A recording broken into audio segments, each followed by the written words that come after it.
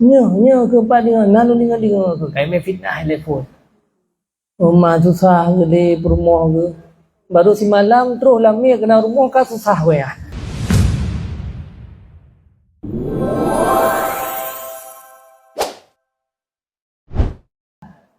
Zaman na dah cerita tu yang baik tengok.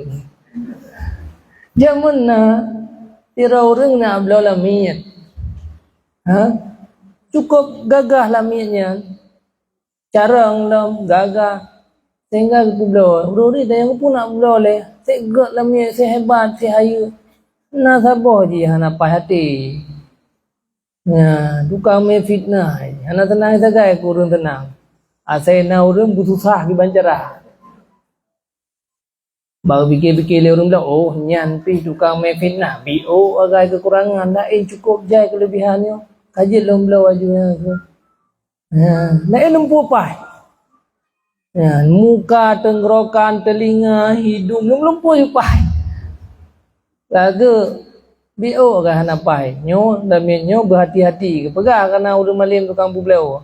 Lamitnya berhati-hati je tukang me fitnah. Yang baru kepuah pun juga kai me fitnah.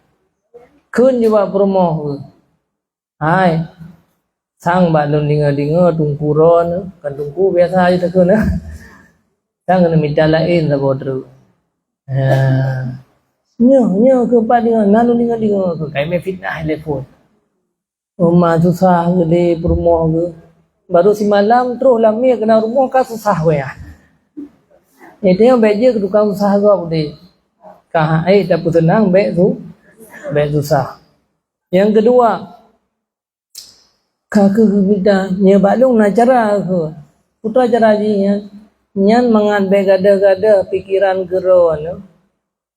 Nyan kan janggut benal hekrek no cok dan bengan fikir nan je ber tu bah.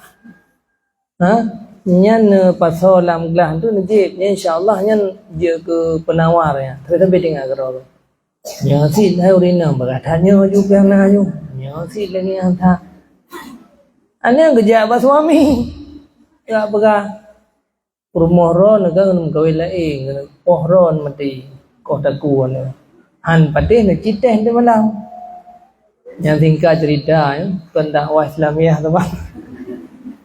Hanya kebaik tinggal bentar.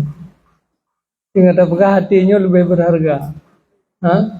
Kakak malam je pura-pura pet le suami. Iko yang pi kapai dah ke kagak tinggal kejok sikin. Gena aku janggut. Nya gang kau betul dah ke pegah lamin lupoh lo. Ka pagi ka karu le na pembunuhan le hana yang ke gara-gara hati beno. Mungkin ya bro muka hantam pe lagi kan.